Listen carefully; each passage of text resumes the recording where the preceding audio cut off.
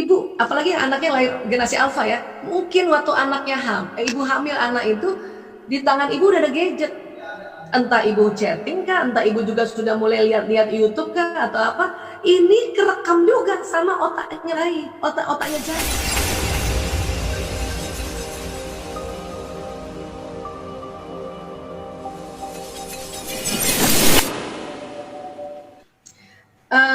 Memang itu tadi saya sampaikan. Ini sekalian digabung ya tadi ya, pertanyaannya ya. Waktu menjadi zigot saja itu, ya misalnya pas seorang ibu kemudian terlambat menstruasi ya, kemudian dinyatakan dia hamil. Bahkan kadang-kadang kita tahu udah hamil 5 minggu, kadang-kadang ada yang begitu ya. Itu sebetulnya sudah bayi ini sudah mendengar, karena tadi bawah sadarnya sudah terbuka, sudah nyala, ya. Makanya sudah bisa diajak bicara, ngomong dalam diri sendiri, ya. Kita elus-elus rahim kita. Ya, kalau misalnya kita sudah rasa bahwa dan sudah tahu secara pasti bahwa dia betul ada zigot di dalam atau ada bakal janin di dalam rahim. Ya, ini janin, istilah janin itu setelah nanti dia usia 3 bulan baru sebutnya janin. Sebelumnya itu masih disebut zigot aja. Ya, nah kemudian supaya tidak terlambat kan kadang-kadang pas periksa kehamilan itu taunya udah sekian minggu gitu ya. Makanya itulah pada saat seorang suami istri habis hubungan intim dan memang niat mau punya anak, habis hubungan intim itu sudah mulai doa, sudah mulai bicara, ya Allah saya mohon ya Allah sperma yang mendatangi telurku, sperma yang paling terbaik daripada 200 atau 200 juta 500 juta sperma. Jadi ngomong kayak gitu, bicara dalam hati, ya Allah. Tapi karena kita tahu kita bicara pada Allah, selalu kita ucapkan ya Allah, ya saya mohon ya Allah, ya Allah mohon sampaikan salamku pada janinku ya Allah. Itu jadi mesra banget gitu ya. Dan cara ngomongnya itu tadi, ngomong dalam hati aja atau kita lafazkan. Kalau kita lafazkan 2 kali jalan, 1 kali dilafazkan agak bersuara ya, 1 kali lewat mulut, 1 karena kita agak bersuara telinga kita mendengar, jadi lewat telinga juga jalan ke sistem saraf. Itu makanya lebih cepat dibanding kalau kita ngebatin saja. Tapi pada saat ngebatin itu juga sudah jalan. Nah, pada saat bayi itu sudah mulai muncul dan sudah mulai kelihatan gitu kan ya, atau biasanya 3 bulan ke atas itu sudah mulai kelihatan ya. Nah, 3 bulan ke atas itu karena otak juga sudah mulai ada yang tersambung-sambung, itu lebih cepat lagi kalau kita ajak bicara ya. Nah, supaya kita merasa betul-betul komunikasi sama bayi, itu tadi yang saya bilang, coba bikin kertas digulung kayak gitu, kita ngomong deh assalamualaikum gitu. Itu supaya memperkuat diri kita aja bahwa itu kita ngomong sama bayi kita dan bayi kita dengar. Sebetulnya tanpa kita gini-gini juga, dia akan juga dengar. Cuman buat seorang ibu tuh pengen banget ada sesuatu ritual yang nampaknya kita benar-benar bicara. Ya sudah, kita ngomong assalamualaikum, saya ibumu, apa kabar, nah gitu. Ya. Kalau saya dulu ya karena waktu itu pas punya anak pertama juga sudah sarjana kedokteran, tapi sudah baru koas ya, belum dokter. Dan alhamdulillah juga belajar tentang sistem saraf, tapi belum sedetil sekarang ya. Ya sudah, itu ngomong sama bayi sambil diusap-usap. Tapi ingat, tetap ada jenis watak si bayi itu. Nanti kita akan bahas sedikit ya. Jadi sekali lagi, kalau bicara seenaknya gimana? Ya itu dia akan mereka masalahnya. Tapi kalau lagi masih hamil, masih bisa cepat-cepat di-delete. Ya itu tadi, astagfirullahaladzim ya Allah, na'udzubillah min dzalik. Tapi kalau udah terlanjur anak yang lahir, ya berarti kita harus ya memprogram ulang, nggak bisa mendelete. Makanya ada teknik namanya reprogramming subconscious mind, memprogram ulang. Ya. Nah, teknik tadi yang saya sudah kasih itu teknik yang paling simple, yaitu minta maaf. Ya. Tapi nanti kita akan lebih belajar insya Allah ya tanggal 1 sampai tanggal 3 yang lebih dalam bagaimana membuat program ulang pada anak-anak ini. Sehingga pada saat kita mau anak ini senang matematika, anak ini senang pelajaran-pelajaran yang secara sadar dia nggak suka, itu bisa kita setting di otak anak ini. Apalagi kalau anak-anda masih teman-teman masih punya anak yang masih sekitar ya di bawah 6 tahun, itu lebih asik lagi. Bu Isa, anak saya SD ya antara 6 sampai 13 masih bisa juga.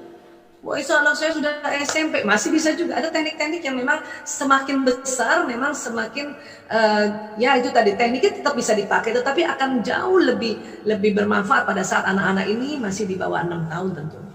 ya. Nah itu, tapi tadi bahwa kita minta dia ngomong, terus kita bilang kapan waktunya dan kita minta maaf, itu juga membetulkan, ya. Itulah makanya kita dalam Islam pun kalau kita misalnya ada punya hilaf, kita minta maaf, sebutkan dulu sebisanya peristiwa apa yang kamu minta maaf gitu. Jangan secara global ya, maafin lahir batin ya, itu udah bagus juga sih, cuman terlalu global. Yang mana ini ya? Jadi memori yang ada di otak ini nggak tahu yang mana ini yang mau diminta maaf ini. Sama suami juga gitu, ya. Ayah, aku minta maaf. Kenapa? Suami kan bilang gitu, kalau laki-laki mukanya rata gitu kan, apalagi sama istrinya tuh. Apalagi kalau udah di atas 5 tahun berumah tangga, muka rata itu. Ya, kenapa kamu minta maaf? Kan gitu ya. Cerita aja. Aku nggak ngerti, ya. Setiap kamu pulang mukamu rata, aku sangka kamu kesel kalau pulang ke rumah. Ternyata itu karena muka laki-laki. Jadi aku minta maaf ya. Ya, jadi suami-suami juga langsung ingat peristiwanya. Oh, pantesan dulu-dulu ini kalau saya datang istri saya cemberut kan gitu. Nah, kenapa sih harus diomongin apa peristiwanya? Karena itu tadi sambungan di otak itu banyak banget. Ya, banyak banget.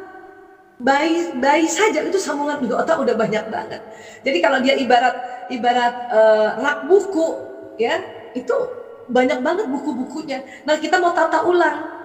Ya, mau ditata ulang, makanya misalnya nih buku nih, tempat yang paling prime time ini misalnya ada rak buku kita ya, di tengah itu tempat yang prime time ya, tempat yang paling enak nih kalau nyari gampang. Nah itu yang kita mau tata ulang, jangan sampai rak buku yang di paling tengah yang tempat gampang ngambilnya itu buku-buku yang nggak perlu-perlu gitu, atau buku yang kita nggak suka. Jangan sampai yang itu isinya, yang kita nggak suka tapi terlanjur punya buku ya tetap kita rapikan juga, tapi taruh paling atas kali ya gitu. Ya, pengalaman buruk misalnya saya cerita aja, misalnya kan memang orang tua saya dia parentingnya pasca kolonial. Kemudian bapak saya orang Bugis, Makassar. Ibu saya orang Palembang, Banjarmasin, lahir di Makassar. Tentu orang-orang keras. Wataknya juga watak yang mengatur, ya. Dulu saya mengatur bawah sadar saya supaya trauma-trauma dicubit ibu saya, dipukul ibu saya itu tidak mengganggu saya pada saat nanti saya parenting terhadap anak. Itu dilatih tuh, dibetulin di kepala saya. Ya, jadi saya ingat-ingat peristiwa yang kalau ada satu peristiwa yang cepat kita ingat dan itu sedih, berarti itu kalau di rak buku dia di tengah itu. Ya di tengah. Makanya terus kita betulin. Caranya apa? Memaafkan. Ya Allah, saya maafkan ibuku. Nah, sebut namanya lengkap. Ya. Misalnya saya contoh ya, Hermina binti Ishak. Sebut nama lengkapnya dengan bintinya. Ya Allah, Pak, kita memaafkan dan mohonkan ampun baginya. Ya Allah, ampuni dia ya Allah. Itu teknik juga yang paling cepat yang teman-teman bisa lakukan saat ini juga, ya. Maafkan kalau itu terjadi sama kita dulu. Kenapa? Karena itu pengaruh loh, bawah sadar kita pengaruh untuk menjadi pola asuhnya. Atau mungkin pernah dipukul bapaknya barangkali, ya, pernah disabet kakinya gitu, ya. Terus kita ingat terus itu dan sangat mengganggu. Akhirnya kita juga begitu sama anak kita, terus kita bilang dulu ibu juga dipukul sama ayah ibu, oleh ibu. Itu selalu kayak gitu mungkin kita, karena subconscious kita masih terlalu berat. Yang tempat-tempat pentingnya itu masih file-file memori yang apa ya, yang menyedihkan, yang mengesalkan dan sebagainya, ya. Oke, jadi gimana jadinya tips emosi untuk stabil? Itu tadi, kontrol emosi itu, ya. Emosi-emosi yang biasa, yang hanya karena dia melakukan sesuatu dan kita kesel, itu tadi, astagfirullahaladzim ya Allah, astagfirullahaladzim. Kita pakai surat Ali Imran 159, ya. Apa disampaikan oleh Allah di dalam Ali Imran 159, ya. Bismillahirrahmanirrahim. Maka karena rahmat Allah engkau bersikap lemah lembut terhadap mereka. Susah amat Bu Aisyah, keras aja lagi. Kalau keras biasanya di ayat itu ada sambungannya, ya. Sekiranya, Mbak, Allah itu lembut sekali ya. Sekiranya engkau keras dan berhati kasar, mereka menjauh darimu. Ya, saya sejak tahun 98 ngurus narkoba, 5 tahun terakhir ngurus LGBT. Prosesnya itu adalah, kontribusinya adalah keluarga yang keras dan hati kasar, makanya anak menjauh dari kita. Nah, pada saat menjauh itu, ya, ada yang beruntung, ada yang tidak beruntung. Yang tidak beruntung itu tadi ketemu orang yang salah, dapat solusi yang salah, itu yang nggak beruntung itu. Karena misalnya ada satu rumah tangga, bapak ibunya keras dan kasar, anaknya 5 misalnya kan, 5-5-nya kan sedih, menjauh. Nah, pas lima-limanya itu ada yang beruntung. Yang beruntung dia nggak ketemu orang yang salah, ya. Entah kenapa itu, karena mungkin dia nongkrong di tempat yang lebih baik. Ada satu ke atau dua tidak beruntung, dia kenal orang yang salah, mendapat solusi yang salah. Kenapa? Nongkrongnya tempat salah kan gitu. Jadi inilah pengaruh lingkungan tadi. Oke? Nah, jadi di kalimat di Ali Imran 159 dikatakan, jika engkau keras dan berhati kasar, mereka menjauh darimu. Ya Allah, saya sudah lemah lembut, tapi itu anak masih songong, masih ngeselin. Allah juga ajarkan di ayat itu, maka maafkanlah mereka dan mohonkan ampun baginya.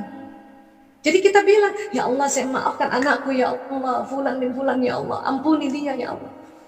Baru di dalam ayat itu juga sambungannya, ya, dan bermusyawarahlah pada mereka dengan mereka dalam satu urusan. Baru kita ajak musyawarah anak, baru ajak kita dialog anak.